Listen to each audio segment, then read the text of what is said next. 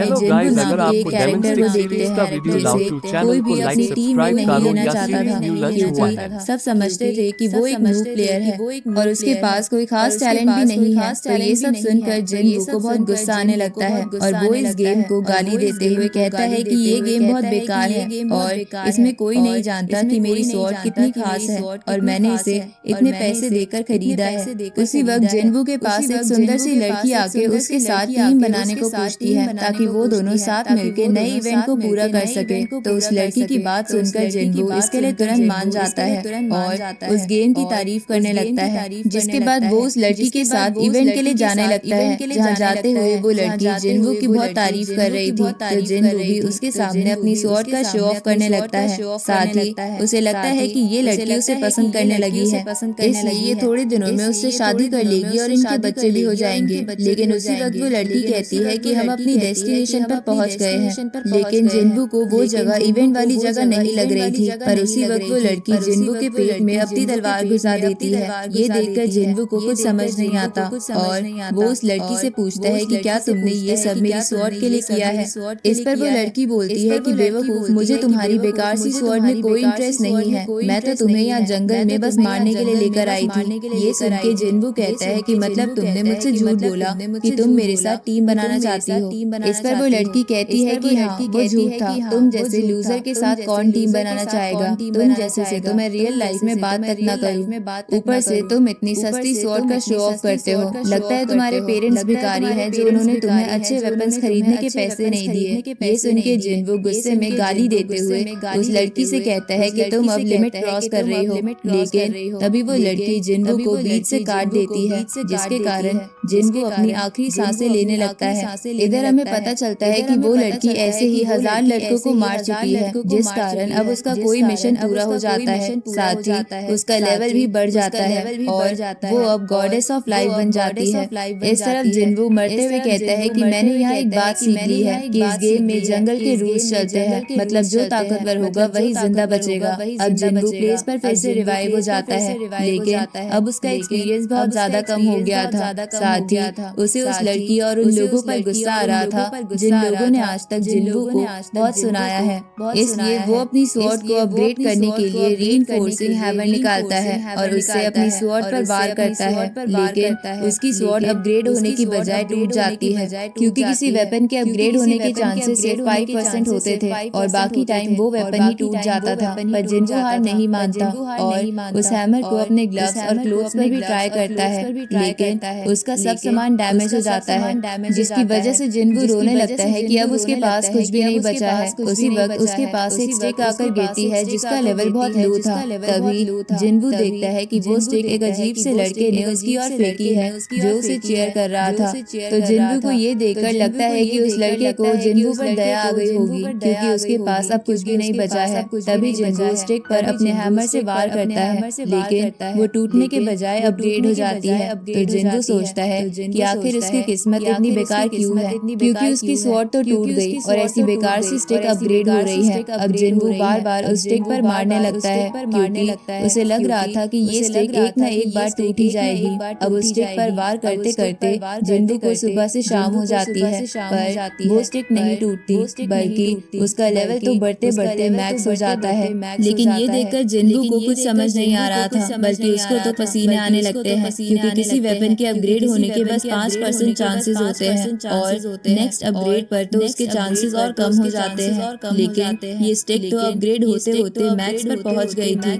अब जिनवू उस स्टिक को उड़ाने लगता है, पर उड़ाते समय गलती से उससे वो स्टिक जमीन पर टच हो जाती है जिसके कारण एक बहुत बड़ा धमाका होता है। और ये धमाका इतना बड़ा था कि इससे एक कॉन्टिनेंट में एक बहुत बड़ी लाइन बन जाती है। इधर उस धमाके को देखकर बाकी प्लेयर्स को कुछ समझ नहीं आ रहा था और उन्हें लग रहा था कि ड्रैगन्स ने उन पर अटैक कर दिया है। इधर जिनवू हमें बताता है कि उस अटैक में 8,50,000 प्लेयर्स मारे गए हैं जो कि इस गेम का वर्ल्ड रिकॉर्ड था। साथ ही इसकी वजह से जिनवू का विलेन स्टेटस भी बहुत बढ़ जाता है क्योंकि उसने प्लेयर्स नॉर्मल को मारा था। लेकिन जिनवू तो बहुत ज्यादा खुश था क्योंकि अब वो इस स्टिक की मदद से उस लड़की और उन लोगों से बदला ले सकता था। अगले दिन जिनवू उसी सिटी में घूमने लगता है जहाँ वो एक ताकतवर बंदे से टकरा जाता है, पर वो उससे माफी मांगने की बजाय उसे गाली देकर जाने लगता है। तो वो बंदा जिनवू की कॉलर पकड़ कर लेता है। ये देखकर जिन्वो उस बंदे के सर पर अपनी स्टिक से हल्के से टच करता है, लेकिन इससे उस बंदे के साथ साथ वहाँ के और लोग भी मर जाते हैं। तो ये देखकर जिन्वो को लगता है कि अब वो इस गेम का स्ट्रॉन्गेस्ट मेन कैरेक्टर है, लेकिन तभी उसकी स्टेटस विंडो उसे बताती है कि उसकी स्टिक की ड्यूरेबिलिटी बहुत कम रह गई है और अब वो बस 3 बार और इस स्टिक को इस्तेमाल कर पाएगा। तो ये सुन के जिन्वो निराश हो जाता है और सोचने लगता है कि उसकी हालत तो पहले जैसी हो गई है, क्योंकि उसके पास बस 3 मौके बचे हैं, इसलिए वो अपने दुश्मनों से बदला नहीं ले पाएगा। पर तभी जिन्वो को आइडिया आता है कि वो इन 3 अटैक से इस गेम के स्ट्रॉन्गेस्ट बॉस को हराएगा। इसलिए जिन्वो वैले ऑफ डेड में आ जाता है, जहाँ वो स्ट्रॉन्गेस्ट बॉस 2 हेडेड ड्रैगन रहता था, जिसका नाम उरुस था। अब जिन्वो को वहाँ देखकर उरुस उससे कहता है कि बेवकूफ ह्यूमन, तुम्हारी हिम्मत कैसे हुई यहाँ आने की। पर उसी वक्त जिन्वो अपनी स्टिक से उरुस के सेकंड हेड को डिस्ट्रॉय कर देता है। तो ये देखकर उरुस घबरा जाता है और जिन्वो को गिड़गिड़ाते हुए बोलता है कि प्लीज एक बार रुक जाओ और बस मेरी बात सुन लो। ये सुन के जिन्वो उससे कहता है कि पर अभी तो तुम मुझे बेवकूफ बोल रहे थे। इस पर उरुस कहता है कि थोड़ी देर पहले मैंने वो सब नासमझी में कह दिया था, क्योंकि मुझे आपकी ताकत के बारे में नहीं पता था। लेकिन जिन्वो उसकी बात नहीं सुनता और उस पर फिर से अटैक कर देता है, जिसके कारण उरुस मरने ही वाला था। तभी जिन्वो बोलता है कि काश मेरी स्टिक की ड्यूरेबिलिटी ठीक होती तो मैं अपने दुश्मनों से बदला ले पाता। तो ड्यूरेबिलिटी का नाम सुन के उरुस जिन्वो से कहता है कि मैं आपकी ये प्रॉब्लम ठीक कर सकता हूँ। तो जिन्वो इसके बारे में पूछता है तो उरुस अपनी सोल जिन्वो की स्टिक में डालते हुए कहता है कि इसके कारण आपकी स्टिक एक ईगो स्वॉर्ड में बदल जाएगी, जिसकी ड्यूरेबिलिटी इन्फिनाइट होती है। तो ये सुन के जिन्वो हंसते हुए कहता है कि मैंने तो बदले के बारे में सोचना बंद कर दिया था, पर मुझे लगता है कि गॉड्स भी चाहते हैं कि मैं बदला लूं। इस तरह हम देखते हैं कि हर कॉन्टिनेंट के हर एक किंगडम में जिन्वो के वांटेड पोस्टर लगा दिए जाते हैं, क्योंकि उसने एक बारी में ही 8,50,000 लोगों को मार दिया था। इसलिए अब लोग उसे पकड़ना चाहते थे। साथ ही इस गेम के 5 टॉप गिल्ड्स भी अपनी आर्मी लेकर जिन्वो को पकड़ने के लिए तैयार हो जाते हैं। असल में एक गिल्ड हंटर्स की प्राइवेट ऑर्गेनाइजेशन होती है जो मॉन्स्टर्स को पकड़कर उनसे प्रॉफिट कमाती है, साथ ही कई मिशंस भी करती है। इस तरह अपनी स्टिक की ड्यूरेबिलिटी इन्फिनाइट होने की वजह से जिन्वो बहुत खुश था।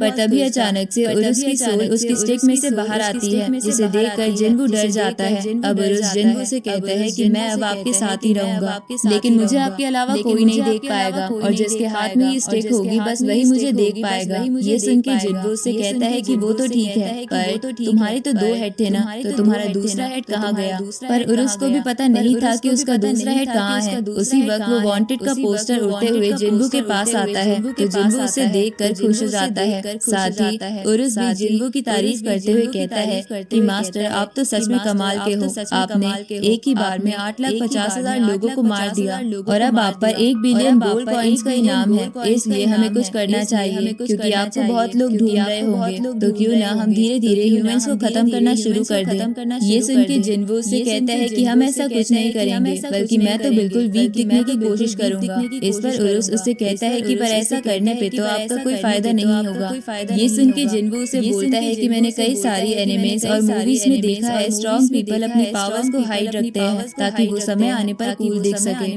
पर उसी वक्त जिन्वो को एक तीर आकर लगता है, जो कि एक गिल्ड के एक सुप्रीम कमांडर ने मारा था, जिसका नाम आई था। अब आई अपनी आर्मी से कहता है कि इसने बहुत सारे लोगों को मारा है, इसलिए इसे बंदी बना लो। इधर उरुस जिन्वो से बोलता है कि मास्टर आपको जल्दी से उठना पड़ेगा, क्योंकि भले ही ह्यूमंस वीक है, पर अगर ये एक साथ अटैक करेंगे तो आपको इनका सामना करने में बहुत मुश्किल होगी। ये सुन के जिन्वो खड़ा हो जाता है, तो उसे खड़ा होता देख आई अपनी आर्मी को जिन्वो पे अटैक करने को बोलता है। इधर जिन्वो उरुस से कहता है कि मैं तो शांति से जीना चाहता था, पर लगता है ये लोग मुझे ऐसे जीने नहीं देंगे। अब ये बोलकर जिन्वो अपनी स्टिक हवा में घुमाकर एक ही बार में उस पूरी आर्मी को हरा देता है। साथ ही उसने उस पूरे शहर को भी तबाह कर दिया था, लेकिन आई उस अटैक में मरने से बच गया था। इसलिए वो तुरंत ही अपने समनिंग क्रिस्टल से वहाँ बाकी गिल्ड के मेंबर्स को भी बुला लेता है, जो कि टोटल 3 मिलियन लोग थे। तभी आई सभी गिल्ड को एक साथ जिन्वो पर अटैक करने को बोल देता है, तो जिन्वो भी अपनी स्टिक से बहुत जल्दी उन नाइट्स को मारने लगता है। ये सुन के उरुस सोचता है कि थोड़ी देर पहले मैंने मास्टर से कहा था कि अगर ह्यूमंस एक साथ आप पर अटैक करें तो आप मुसीबत में पड़ जाओगे, पर अब मुझे लगता है कि मैं भी अगर ह्यूमंस के साथ मिल जाऊं तब भी हम मास्टर को नहीं हरा पाएंगे।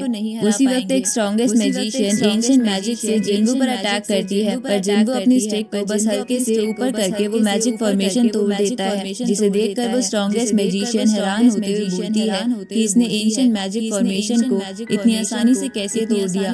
तभी जिन्वो अपनी स्टिक के अटैक से उन सभी को हरा देता है, जिसके बाद वो आई के पास आकर उससे कहता है कि मैं तुम्हें छोड़ रहा था। ये सुन के आई को चैन की सांस मिलती है।